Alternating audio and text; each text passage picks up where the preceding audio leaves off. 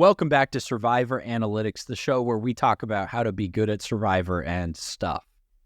This week, the Olympics started in Paris, the 2024 Olympics. If you're listening in 2078, no, it is not the new New York Olympics. It's the Paris Olympics of 2024. Clyde, can you tell me the names of the 3 former Survivor players who are Olympians? Oh, I really like this question. Okay. Crystal Cox. Wow, you got that fast. One. She's on Survivor Gabon. Yep, you got that fast, dude. Does this include para-Olympians? Like, is Noelle on there? Noelle Lambert is an Olympian, I know. I'm afraid it does not, actually, which is an error on my part, or an error on the link I went to look at, because that should count. I'm trying to think who the other 2 were. Can you tell me general time frame of when they competed? One of them was in 2017, which I guess is really specific. Is one of them Ashley from Survivor Triple H, Survivor 35? Triple H. What is Triple H? Heroes versus Healers versus Hustlers is the season's theme. So you do have the season correct. It is not Ashley. Okay, so who else on that season is an Olympian? I'm running through like the boot order. Well, here, I'll tell you this. She was the first person booted on season 35. I'm not going to get that then. What's the answer for that one? Katrina Radkata. Okay, I would not have gotten that. It's been a while since I watched that one. Like, I have a list up of pro athletes on Survivor. Worst placement of any pro athlete. So she is a swimmer who was on the U.S. Olympic team in 1988 and won 2 gold medals in the Pan-Pacific Championships in 85 and 87. Oh, okay. So that's Katrina Radkata. There's one more who was on in the late 20-teens. I'll give you that much specificity. Late 20-teens. So that actually changes what I was going to say. My original guess was going to be Cliff Robinson, who was on Survivor Cagayan, I think. No, he was a basketball player. Well, there's basketball in the Olympics. I thought maybe he was on the U.S. team at one point. No, but his jersey was retired at UConn. Oh, good for him. Okay, so this is late 20-teens. Let me just throw out the Clifford Robinson. His Wikipedia page, the photo is him on Survivor, not him as a basketball player. So no way. Okay, that's pretty cool. That season, Cagayan, season 28, is one of the best of all time. We'll get there at some point. All right, this bit's going on a while. Do you want me to tell you the season? Yeah, tell me the season. Island of the Idols. Island of the Idols. Oh, is it Missy? Is it Missy Bird? No, it is not. It's not Missy? Is it Elizabeth?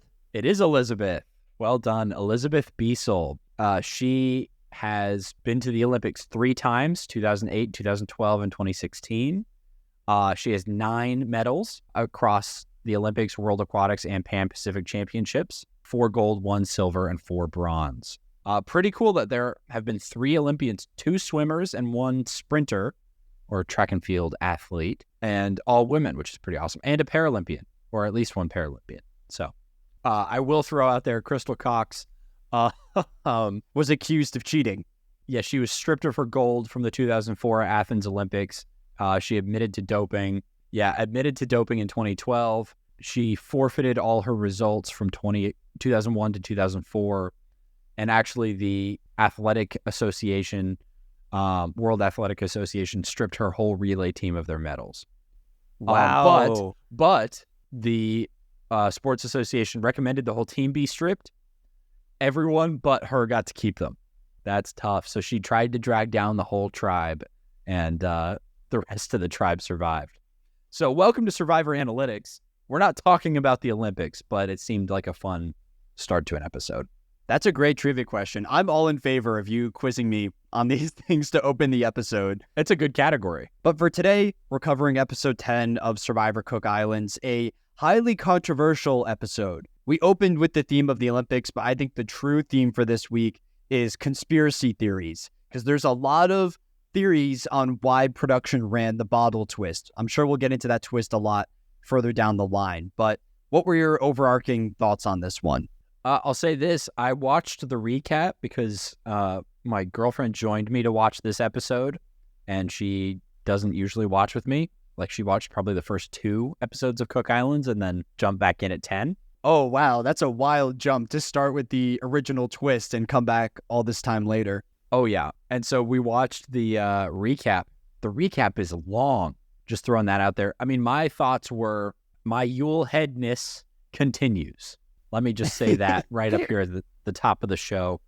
I2 strong, baby. Rero ain't got shit on these I2 badasses. Are you kidding me? Oh, my God. It's so great. And the twist is absolutely insane. I don't hate it. Oh, I hate it, but I know you we'll do. talk about that later on. We can start with Rero. I think that's where the episode opens. Yeah. There's a new fisherman in town. Step aside, Ozzy, because Jonathan's here. He describes himself as a wandering Jew within the tribe. It's funny that you noted that because I wrote down who knew a Jew could climb a tree from Jonathan, which I guess the secret third tribe on the island is the tribe of Israel, because what a wild thing to bring up now. He made it through most of the season without bringing up his religious background, and all of a sudden he's like, oh, by the way, let me throw in multiple quotes about my ancestry. He's doing a lot. I don't think we see him sitting, I'll say that, at tribe. And nobody else seems to be doing anything. He's doing what he can at this point to appease the rest of the tribe and elevate his positioning there, because Jonathan himself recognizes that flipping over to Rero was probably the wrong idea. Yeah. He says that straight up in confessional, and you can definitely criticize Jonathan for the flip, but the fact that he's able to recognize the mistake makes me think higher of him as a player in general. I'll say this, he recognizes it's a mistake, but I don't think he recognizes how far on the outs he is, right? He recognizes he's on the bottom because this tribe is a mess and there's clickiness and alliances and all this, right? We don't hear him say, I don't think Candace likes me very much. He doesn't seem to be aware of the fundamental pillar in his game that is made of Play-Doh, which is Candace's supposed alliance, he thinks. But he's trying to work his way. I mean, we'll come back to this tribe a little bit later, and he is trying to save the tribe a little bit. I think he sees this tribe as a group of beautiful little children that don't know what they're doing, and he's really trying to repair this tribe and teach them the ways of I2. That's kind of the sense I have of Jonathan's strategy. Yeah, and I don't see that strategy working out too well. I feel like Rero is in its own little world. Yeah. And even though he's on the outs, Jonathan's not on the bottom. The fact that he survives a double elimination this week is pretty impressive in my book. Yeah. But as Jonathan's working, we have the showmans to address. Candace and Adam solidify their alliance this week. They make a final 2 pact, and then we get this very cringy scene in the shelter of hand kissing. Adam kissing Candace's hand. We have the first kiss of the season, I think. I feel like we can officially put Candace and Adam in the Survivor Showmans category. This is not the first kiss of the season because Candace and Flicka kiss with peanut butter. Oh, you're right. How could I possibly take that away from them? That's on me. How was it for you, though, watching this segment with your partner? My partner is prepping to take the New York State bar exam in 5 days, and she was really tired from looking at screens and studying and working full time. And so she was not watching the show. She was under a blanket listening to the show with her eyes closed because her eyes were so tired. And so that's almost worse, hearing the kisses between Candace and Adam. I'll have to ask her what she thought. I was it is very uncomfortable. I did not enjoy this at all. Not because of any allegiance or loyalty to Billy, merely because I find the concept of this out of nowhere showmance a little bit gross, right? This is just 2 pretty people who like sharing body warmth on the island. This is not Matt and Franny. The only other ones I had written down were Dee and Austin, Eric and Jamie, and Matt and Franny were the 3 other ones that we've covered. And of those, Matt and Franny, by far the strongest. They are still together, right? Yes. Okay, good. There's a spoof of Survivor on 30 Rock. I don't know if you've ever seen this. They have a parody of Survivor called MILF Island, and there's a line that is Rhonda's story is so inspiring. Before she was on the show, she was just a struggling actress in LA. I feel like that's Adam and Candace. They're just pretty people doing pretty people things on the island, and I'm not here for it. I think I agree. It's weird because more often than not, I find myself rooting for the showmans. Like, I liked Matt and Franny as a pair. I wanted them to get further. But kind of like how you said, the edit doesn't do enough to make the viewer actually care about Adam and Candace. And when you have Candace mutiny from I2 over to Rero, it creates like a villainous reputation around that pair. Let me ask you a question on that topic. Who does this edit of Cook Islands make you care about? It's only a select few. It's Yul, Ozzy, Jonathan, Nate, and Parvati. And I'll say this, Parvati barely has had any screen time in the last few weeks. Yeah, the last couple of weeks, she's definitely been quieter. But she's been in the background. Yul and Ozzy and Nate really seem like the top three to me, which it is crazy how, listen, let me say this. When people started talking about Rebecca as a contender to be eliminated, that was the first time I remembered she was still on the show. Like, that was after a challenge and I hadn't noticed her, right? Yeah. That was after the reward challenge and she hadn't been shown. So that's not really here or there, but do you want to move on?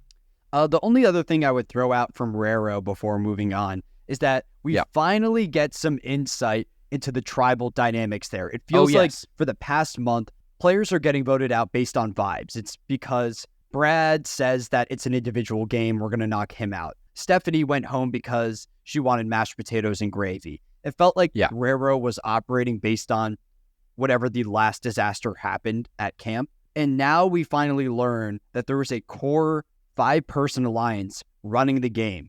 And had this been explained a month ago, I feel like Cook Islands would have been a better product.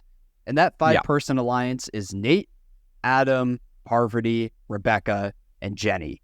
Solid group. Only a couple of them get much screen time. And the big question for this week is, will that group turn on each other, or will they look to knock out the newcomers in Candace and Jonathan? And Adam essentially picks up on, he relates this whole alliance setup to Candace and the viewer and says that Jenny is the liability because she might go after Candace, right? And so Adam is willing to make the flip. And we hear later on, and I'll just cover it here, when Nate and Parvati are discussing possibilities for a vote, Nate makes it clear that while he would not vote for a original Rero member, like a swapped Rero, an original swapped Rero member over Candace or Jonathan, there are exceptions to that, right? So I think he sort of teases to Parvati that he would be willing to flip on a couple of people, though his priority is keeping them together. But I think this is one of the biggest mistakes of the season in that the edit does not highlight this alliance until episode 10. We needed that information a long time ago in the same way that we needed the conversation between Nate and Candace before she mutinies over. And maybe that's just a sign of the times. Maybe viewers in 2006 didn't care that much about the strategy of the show itself. They wanted to turn it on, watch the challenges, and watch Candace and Adam make out and think, ooh, these are two hot people. So the standards for the show might be different now. But at the time, this was a beloved season. Listen, I mean, we're academics, damn it. We need scientifically rigorous, presentation of evidence and a gradually and incrementally building storyline, or we have no idea what's going on. How can we analyze what is not shown? Yeah. We got an animal shot over at I2 that I'm pretty psyched about. Let me tell you, we get this animal shot of the coral reef, and then the coral reef moves, and it's a fish that looks like coral. Let me introduce you to the reef stonefish, or simply the stonefish.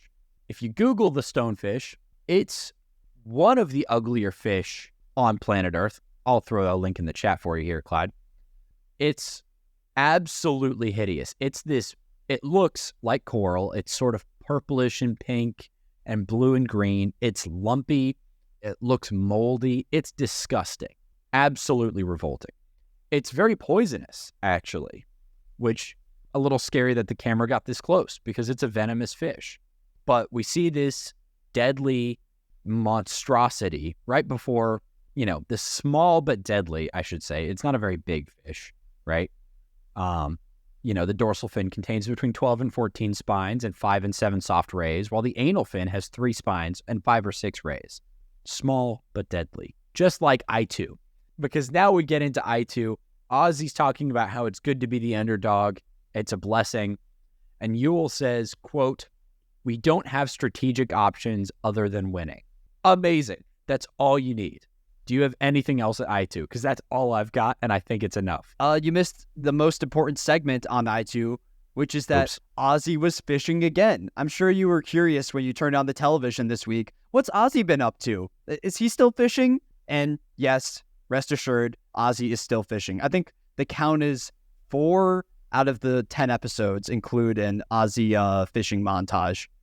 Let me posit something to you. Do you think Jonathan thinks that if he catches enough fish, one of them will have the enzymes in it that will make Rero a winning tribe?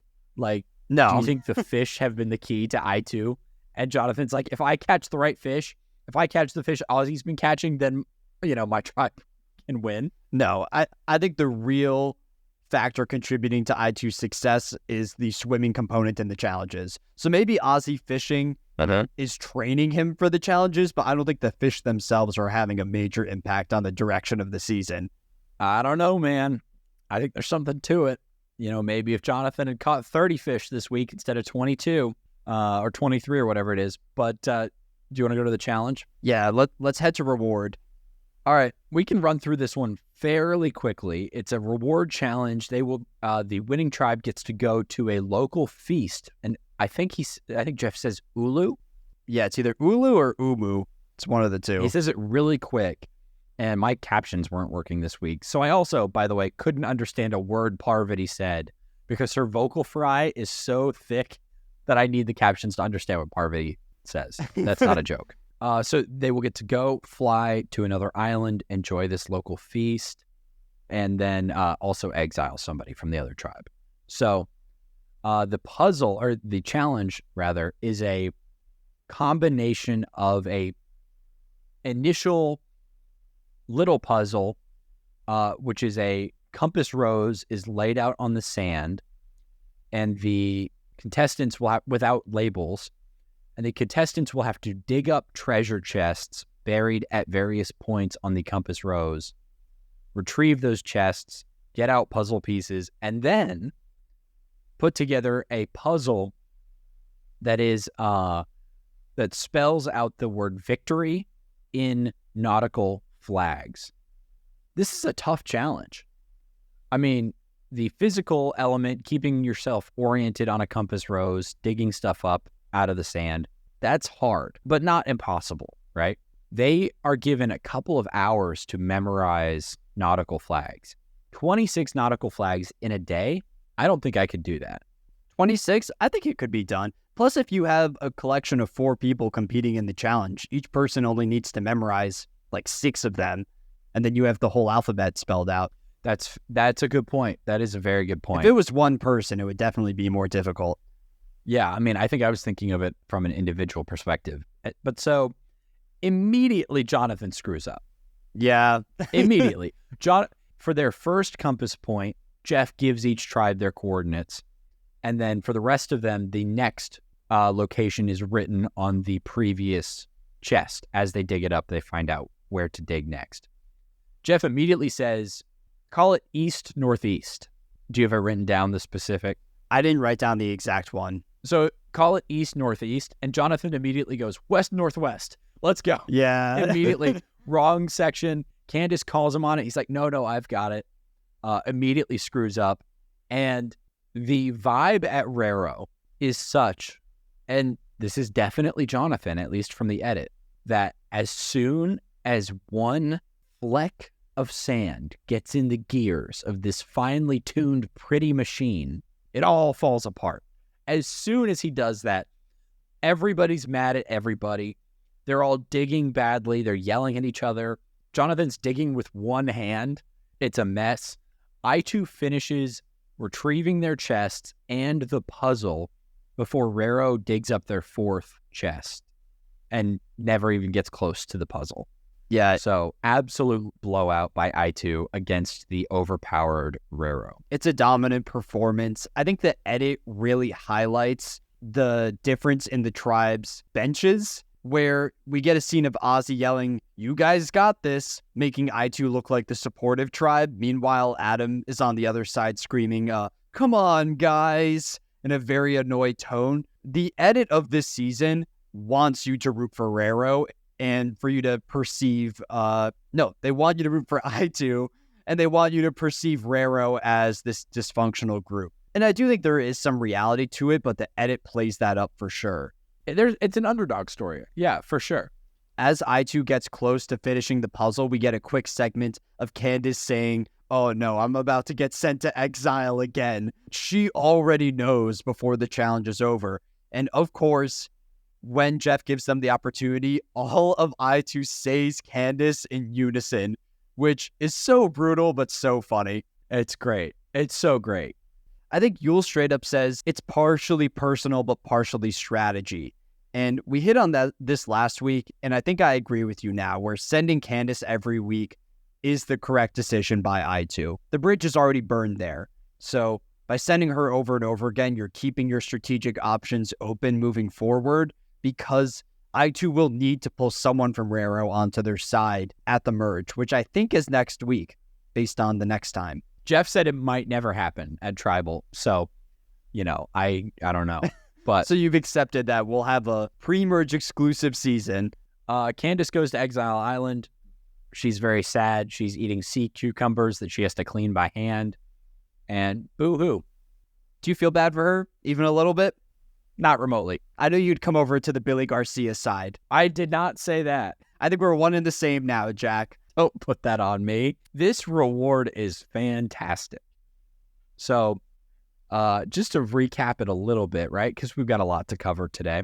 They fly to this other island. They get this ceremonial welcome by these, I guess, Polynesian people is probably the umbrella term for Pacific Islanders, right? There's this complex ritual. I'll tell you what I really liked is that the ritual is entirely done in the native tongue, right? They are all just speaking their day-to-day language, and it's captioned, but they don't translate it for their guests. I think that's great, which in turn gets this moment where there's this ceremonial leader coming up to them yelling what we know by the captions to be a welcome and let's have a celebration in honor of you people. And the I2 members are like, what's going on? And they're a little afraid. I felt just as in the dark as the I2 contestants, because when I played this on Paramount Plus, at the bottom of the screen, it just says, quote, language. Like there was no translation for me when I watched, so I had no clue what was going on either. I had full captions. It was fully translated for me. What? That's interesting. You have the upgraded version of Paramount Plus, right? I mean, I don't like to brag, but... Well, that's probably what you get when you pay, a couple extra bucks. You get the inside scoop on what's said during these rewards. Me, the lowly people that get the base version of Paramount Plus, I don't deserve it. I turned the captions on so that I could understand Parvati, and then the other foreign language besides Valley Girl that I got was Polynesian. But yeah, it was a whole, ceremonial welcome. We're celebrating you. There was an interesting line, like, we'll carry you on our shoulders before they get every member of I2 got to climb into a litter and be carried to the beach where they celebrated. There's this wonderful feast where everything was cooked in palm fronds buried with charcoals in the sand, which I've always wanted to try a meal cooked like that. Here are my notes. Becky kisses a kid. It was just like this quick little thing where there's like a little kid sitting next to her and she just goes, wow, oh, our third kiss of the season. There you go. Yeah. Yul gets absolutely tackled by a couple of older ladies from the tribe, middle-aged ladies from the tribe who start dancing with him, squishing in between them. And he's kind of having fun with it, and then he ends up curled up in the fetal position. He is not having fun with it. The edit plays some happy-go-lucky music in the background to present this image of fun Yule for the viewer. In reality, though, Yule is the awkward guy that we always knew he was, and he doesn't handle this too well. He curls up in the ball. Everyone kind of laughs at him in the moment, but this is fun Yule. And then we get a confessional from Ozzy who says effectively that. He's like, it's cool to see Yule come out of his comfort zone. And then we get a shot of Ozzy, and the people who are dancing with him are like young, attractive women. Yeah. So it's like all the middle-aged ladies said, Yule's ours. And then all the young ladies were like, all right, we'll take Ozzy. It looks like a nice time. They get good food. They get some homebrew, which is what they call their, I don't believe it's actually called homebrew, right? But I guess that's the English term for their fermented wine. Fun reward overall. We don't see ones like this anymore in modern Survivor. They don't try to, I guess, incorporate the local culture as much as they used to. But I guess if you're going to film every season on Fiji, there's only so many cultural traditions you can do until it's kind of repeating itself over and over again. Then it's immunity challenge, right? Do we go straight from reward to immunity? We go very quick. They get another tree mail of study materials, Islands of the Pacific.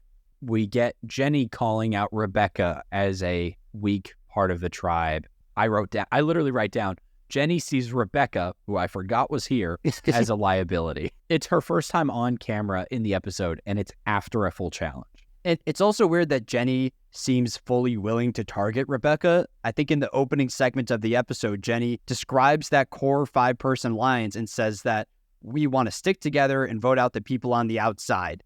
And then fast forward 10 minutes and she's sick of dealing with Rebecca now. So a complete 180 from Jenny this week. Yeah, especially because Rebecca did not compete in the reward challenge. So maybe the theory that Rebecca is this poor challenge competitor came from her swimming earlier in the pre-merge. That swimming in the previous challenge, right? The block smashy swim out to the platform where she couldn't get onto the platform. I mean, that was pretty rough. But I thought Brad took all the blame for that already. Like, they blame Brad for not stepping into the swimming component. So are we going to blame both of them? Brad for not swimming and Rebecca for taking his place? Like, I don't know. They're so focused on challenge performance. I think it makes the votes a little bit less entertaining because there's very little strategy going in behind them.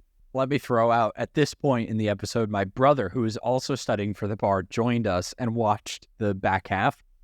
And he agrees with me that challenges are the best part of Survivor. Oh, okay. Yeah, well, I guess he's a voice of the people in a way, too, if he doesn't watch the show nearly as much. Yeah. We get to another challenge, and it's a similar... Honestly, if you abstracted this challenge out, it's the exact same as the reward challenge. It's a physical component and then a intellectual component using the pieces retrieved in the physical component, right? This time, specifically, swimming out to buoys, diving for bundles, using the pieces in those bundles to identify 10 island groups in the South Pacific. Tough. This contributes to the conspiracy theory that we'll hit on more later in the episode, which is that the game was rigged by production against Rero due to the potential social backlash of I2 getting decimated in the pre-merge. The all-white Final Four on Rero. Yeah, because we saw last week a swimming-based challenge, which obviously plays to Ozzy's strengths, and then they run another one this week. You throw the bottle twist on top of it. Like, there's a lot of things to raise your eyebrow at here. All right. Well, so the bottle twist, what we know at this stage in the episode is the losing tribe gets a note sealed in a bottle that they will take with them to tribal and open after the vote is read. Just to run through the challenge really quick, Ozzy once again dominates. Rebecca struggles at the swimming part. I2 gets to the puzzle first, and they blow it out of the water. I did think this was interesting. When Jeff goes to I2 to evaluate their puzzle, he makes Rero stop. I guess is to make up for that was in this season, right? Episode 3 or 4, where there was the contentious photo finish. Oh, it was episode 2. It was Billy's last challenge. Yeah. And so maybe that was their solve felt a little bit weird, but I2 wins again, and that's their 4th straight challenge win. So, yeah, big congrats to I2. It's worth noting that before the challenge starts, Jeff mentions that since Candace has mutinied over Torero, she has spent 3 days and nights on exile and less than 24 hours on the Raro beach. I'll also throw out, and this is just a random note, that Parvati's swimming form is so mechanical. It's almost robotic at a point where I feel like if you were teaching someone how to swim, you would show them a video of Parvati. Keep an eye out for it next week. yeah. When they inevitably run another swimming-based challenge, because I think she might be the best swimmer on the cast. But then we get Raro, post-immunity, and there's a couple plans going around here. And what's interesting about this post-challenge discussion is that there's a lot of talk of not only who should go home this week, but who should go home the following week, which we don't see much of, especially in this era of Survivor. It's kind of a foregone conclusion that Rebecca is the consensus target. She's performing poorly in the challenges, and my big frustration here is that Jenny is going along with this. You can also give some blame to Nate.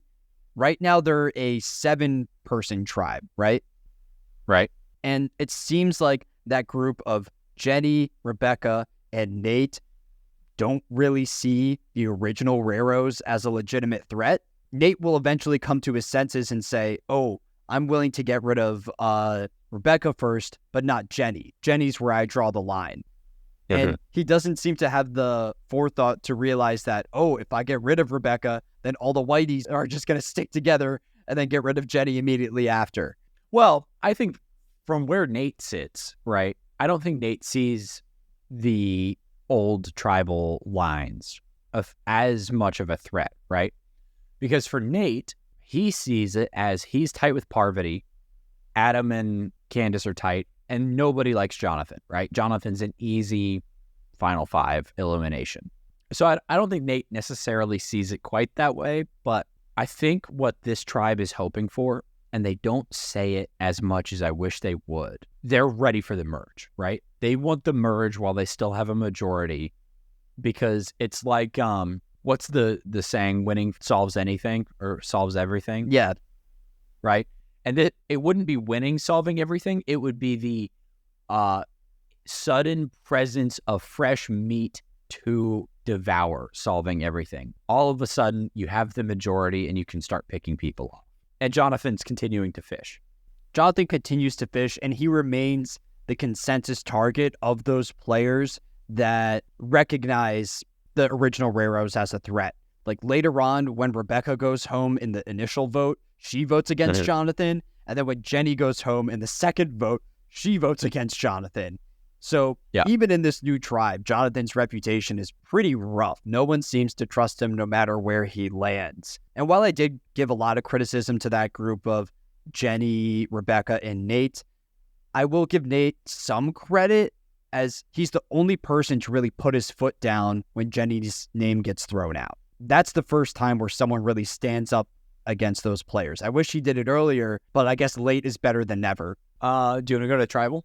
Yeah, we can go right to Tribal. We're kind of going through this quickly, but I feel like we'll have a lot to talk about with the bottle twist. Yeah. But I want to ask you, entering Tribal, did you have any suspicion of what the bottle twist would mean? You had told me before I started watching the episode, or right when I started, that there was a crazy twist. And I think you mentioned there was a twist last week. I'll tell you what I knew it wasn't. I knew it wasn't the merge, right? Yeah. Somebody says at Tribal or on their way to Tribal, if it was something good, they would have given it to the winners, right? So I knew it was some sort of consequence. I don't know if I thought it was going to be 2 people eliminated or like 2 votes.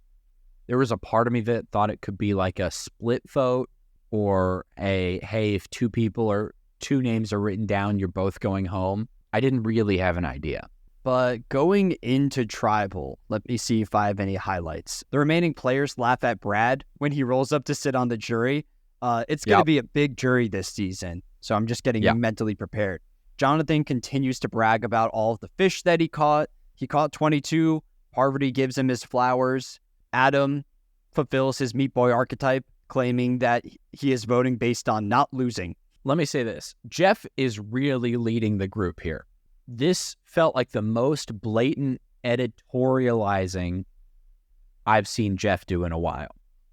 He says something along the lines of, yeah, guys, while Candace and Jonathan might have been outsiders, it sure seems like they're now trusted, like true members of Raro.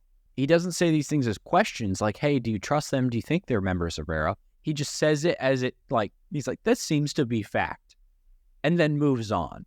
And there were a couple of moments like that where I was like, oh, Jeff's kind of guiding the narrative a little bit more blatantly here than we're used to. You know, maybe it does play into your conspiracy theories, Clyde, but did we ever say our names?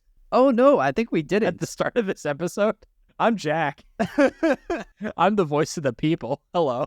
I'm Clyde. I'm the true expert. Man, we normally do that at the beginning. That might be the first time that we missed it. We were just so caught up with the Survivor trivia. See, you get me going and I get all mixed up in these podcasts. Listen, man, it's a July episode. If you're listening, you know who we are. Let's be honest. Yeah, that's fair. One other thing to point out before the vote, Nate's shirt is an Easter Island shirt, and I kind of wonder if he got confused where Easter Island and Cook Island were. Yeah, Nate's wearing that shirt. We get the vote. It's a 6-1. Every vote on Rebecca. Rebecca's going home. The only vote not against Rebecca went on Jonathan, of course. Were you sad to see Rebecca go? I wish I was sad to see Rebecca go. I feel nothing about Rebecca's elimination. And honestly, I wouldn't blame you. In Rebecca's run on Cook Islands, she has 3 confessionals in the premiere where Hiki attends the first tribal council of the season. Yeah. And from episode 2 through episode 9, she has a total of 3 confessionals. So 6 total on the entire season. She has 0 confessionals in episodes 7, 8, and 9, which is ridiculous. Typically, when you get voted out of the game, you get a little bit of insight. Even as Rebecca walks out the door, she doesn't say anything. There's no reaction to Jeff. She's an NPC as she exits the game. And I think there might be a reason for that. More so with Jenny than Rebecca. But I think if you're production and you're including this crazy bottle twist, you don't want the viewer to feel upset when 2 players are kind of screwed over and sent home.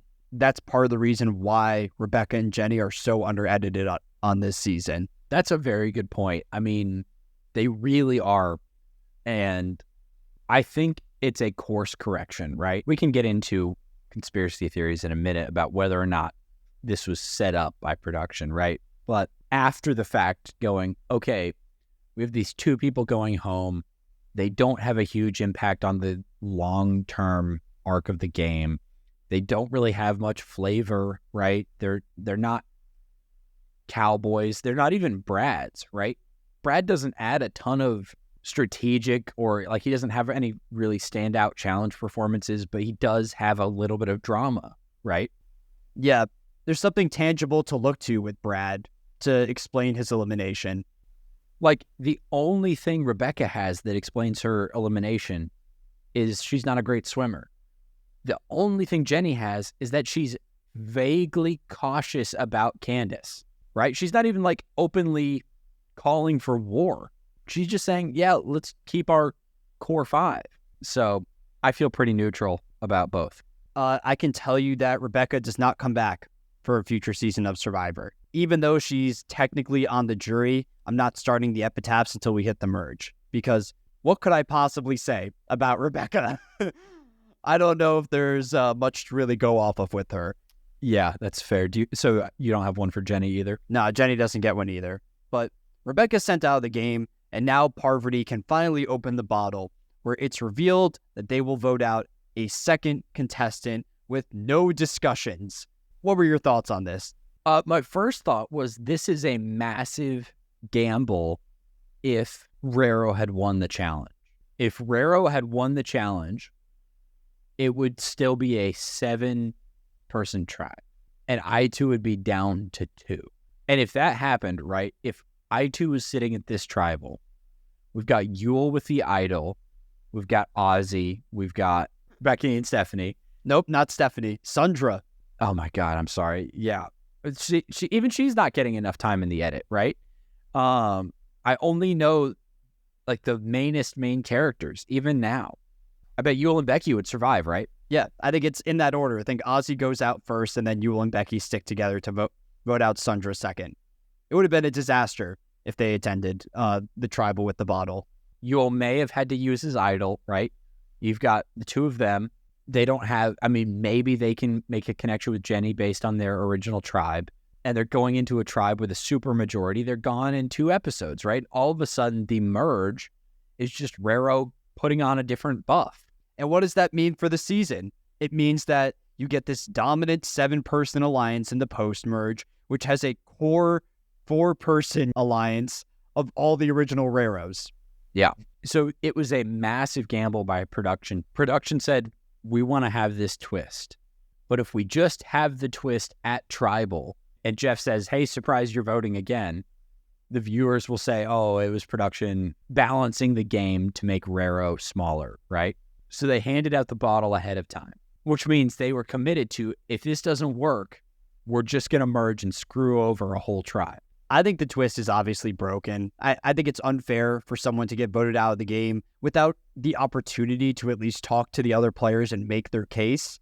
I read Jenny's quarantine questionnaire where she said that one of her biggest regrets was not standing up and attempting to paint a target on Jonathan because she thought it just wasn't allowed. So I think that's my biggest issue with the twist, other than the fact that it makes the immunity challenge for this week so much more important without the players even knowing it. But to look at the conspiracy theory here, which we, touched on this week, it's essentially that the game is rigged in favor of I2, which I think has some legitimacy to it. Yeah. It's been theorized that production had 2 bottles, one of which was meant for Rero if they lost, which would force them to vote out 2 people. If I2 lost, their bottle would send the voted out contestant to the other tribe, so they would not actually be eliminated from the game. It's come out, not that the bottle twist itself was rigged, but there's been people behind the scenes of Cook Islands that said they were willing to be a little bit more lenient with some of the rules to help I2 up against this Rero tribe, given the, social circumstances around that group succeeding. It's a difficult situation because production shot themselves in the foot here by setting up this season to begin with, and they were literally looking at the absolute worst case scenarios. So it's tough. Oh my God. Because it, in a way, changes how I look at some of these players. How dare you even consider insulting my dear friend Yul? Well, it has to have an influence, right? Yul, Ozzy, Becky, and Sundra, they were all greatly benefited by this twist, and also benefited by the fact that it just so happens that they kept receiving swimming-based challenges right when the numbers were stacked against them. I mean, it's absolutely impossible to discount that part. When you have Ozzy, who I swear is 60% fish, that guy can swim. And then Rebecca on the other tribe, who is not a good swimmer. And I mean, Nate too struggled this week, right? Do you kind of buy into the theory, though? Do you think it has some legs there? Because it's a heavily debated topic online. Yeah, I think there is something to it. Whether or not there were 2 bottles, right, feels very tinfoil hat-y. I mean, the mutiny was a huge mistake, right? I don't think they would have to do any of this stuff if not for the mutiny. But I will throw out that the first swimming-based challenge, right, with the barrel and the, loading the 2 contestants into the barrel obstacle course, that was immediately after the mutiny. So that can't have been staged in their favor. And the immunity challenge last week, right, because that was reward. The immunity challenge last week, the first one after the mutiny and after production should have gone, oh God, we just let all the white people get together on a super majority tribe. It was a boat-based challenge. It was one of the coolest challenges of the season, but also one that you couldn't possibly rig in one direction or the other. I don't want to take anything away from my boy Yul, though. It's definitely an interesting theory. If I ever do a tier list of every Survivor twist, though, the bottle twist might be dead last. It's in serious contention. I think the only argument in favor of the bottle twist is that it's not as complicated as some other twist that we see in Survivor. Like, you might remember the key twist in Survivor 44, where they had to go on the key hunt after eating was it peanut butter? Oh, yeah. Was it peanut butter or bananas? They had a feast and then had to run and collect all these keys. Like, that twist might be worse just because there were so many moving parts to it. They needed to spend like 10 minutes of the episode explaining it. Or the auction where they had to go look for different increments of money and had no idea what they were grabbing. Yeah, like the bottle twist is straightforward. I just think it's absolutely broken from a game perspective. But in the second vote, you get 4 on Jenny, 2 on Jonathan. Nate actually sides with Jenny in voting against Jonathan, but it does not pan out that way. Jenny goes home, another silent exit to end the episode. Do you think Jenny comes back for a future season? A cool redemption arc for her? I doubt it. You are correct. Jenny does not return in the future. So we still have 5 returnees of the remaining 10. Crazy. We haven't seen a single returnee yet. Yeah, that's one of my complaints with Cook Islands at large, because we're officially starting the post-merge next week, and I think this pre-merge is pretty rough. There's a couple entertaining episodes here, but the vast majority of it is kind of a drag, in my opinion. Well, kind of a drag, and I think the fact that, okay, in your final 10, every other player comes back. It feels like this is such an unbalanced season in terms of personality, right? You're either such a main character that Survivor production couldn't get enough of you and they had you back at least one more time, if not more. I feel like Parvati's played 3 times. I don't know that for a fact, but I feel like she has. Can you confirm or deny that? You'll need to wait and see. She might never come back again. I know that's not true. I'm convinced Parvati has won a season. I don't know this. I'm convinced she's won a season, and I don't think it's this one. She is your winner pick for this one from the premiere, so I didn't pay close enough attention to Yule back then. It's just a shame because it's like, I am sure Rebecca and Jenny had interesting conversations, had, personalities on the island, maybe made friends, and we get none of that. Absolutely none of that. And we're after, the jury's coming together. The fact, I'm getting up close here, that I know so much about Banu, so much about Sean from whatever season he was on where he quit. That was 45. Right? That was a year ago. It was 6 months ago. And I don't know anything about these people who played hard and did their best. It's a shame that we get so much more coverage of the white players, right? Yeah. Like, it's a shame that we don't get to know these people. And I'll say this, if I was Jenny or Rebecca, I wouldn't come back. Jenny said she would be willing to come back in her quarantine questionnaire. I don't think she's bitter with the edit. I'd be bitter. Oh, I for sure would be. I think I would be walking out of tribal council claiming that the bottle twist is broken. That way they would be forced to put it in the edit. Like, as Jeff says, the tribe has spoken, I would say that on camera. That way they would need to put it there. And they'd be like, we have to do another take. Go back. I'll say one thing before we go to winners and losers. It's surrounding like the dominant alliance of Raro, because it's clear now that the white people have taken over that tribe. And you can credit different people for the success of that alliance. I think Parvati is really the center of it all because she's the one with connections to Nate as well as Adam and Candace. But my hot take is that Jonathan is the most important member of that alliance. I think he's the consistent decoy of that group that makes the other players think, oh, the original Raros will never work together because nobody trusts Jonathan. I think if you take Jonathan out of that equation, it's easier to identify the other 3 as a tight-knit unit. So you kind of need somebody to throw under the bus. Well, when we get into, I'll expound on my point when we get to winners and losers, because spoiler alert, Jonathan's my loser. We'll tell you what, let's just go there and let me talk about this. Yeah, let's hop right in. Jonathan's my loser, and here's why. There's 5 people left on Raro. We might go to the merge, we might not. Nobody likes him, and there's 2 couples and him. He's the 5th wheel. I think Parvati has a good enough head on her shoulders to see that continuing to work with Nate, who will do what she wants, versus Candace and Adam, who are in their own little honeymoon, and Jonathan, who's untrustworthy, right? I think Parvati will draw that line. It'll become 2 couples, and Jonathan is the easy elimination first there. Or we go to a merge, and Jonathan's an easy sacrifice because nobody likes him. And Adam's going to protect Candace. Well, if you sacrifice Jonathan at the merge, then it's a 4-4 split between the Raros and I2s.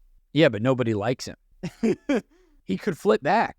I think he's in the best position going into the merge. He's my winner for the week. Okay. So justify that. I think he successfully weaseled his way into the core alliance of Raro. Everyone talks about Jonathan as someone that they can't trust, yet at the end of the day, they kept him around for 3 straight votes. They voted Brad out over him, then they voted Rebecca and Jenny out over him. So, well, did any of those 3 fish? They didn't fish. They probably caught 21 fish instead of 22, and that's why Jonathan stuck around. I think you need to give him credit for his ability to work his way into that alliance, even if he's not at the absolute center of it all. And looking to the merge next week, it's a 9-person merge, which also kind of adds to the conspiracy theory. Like, why are we merging at 9 instead of 10, which is common protocol? But Jonathan is clearly the swing vote in my book, because you have the 2 pairs on Raro, the I-2-4, which are just so close to each other through all of the hurdles that they've jumped. And then Jonathan, the one that nobody likes, but everyone needs his vote. So I think he's put himself in a great spot going into next week. He might not be in the best spot to actually win the season in the end, but I'm not looking long term. I'm like Raro. I look at the next goal. I mean, that's fair. That's very fair.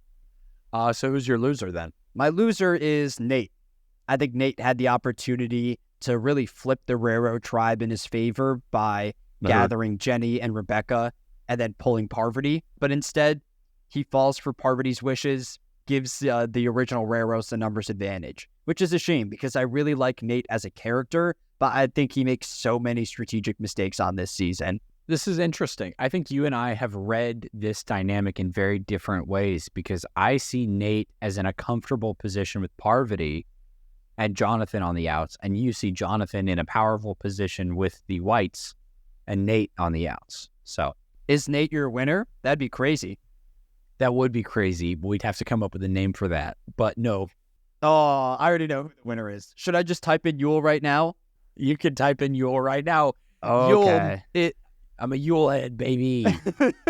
What did Yule do this week? Yule didn't do much to advance his position in the game. Yule crushed those puzzles. Are you kidding me? Okay. Did we see Yule carry them? No. Do we know Yule did it? Yes. The vibes are good on I2, right? The I2-4 are going to be tight as long as possible. And Yule, if there's a merge, is going to be the best prepared to go make connections. Because who's left on the other tribe? The whites and Nate. Yule's going to get in with Jonathan. Nobody else has a connection over there. Yule's the only potential bridge on I2. Ozzy yelled at Candace about how mutineers die. And the 2 ladies have maybe there's a little bit of a connection with Nate, right? For Sandra? Yeah, maybe Sandra, because they were on the same starting tribe, but Sandra voted out Nate's buddy in Seku in the premiere.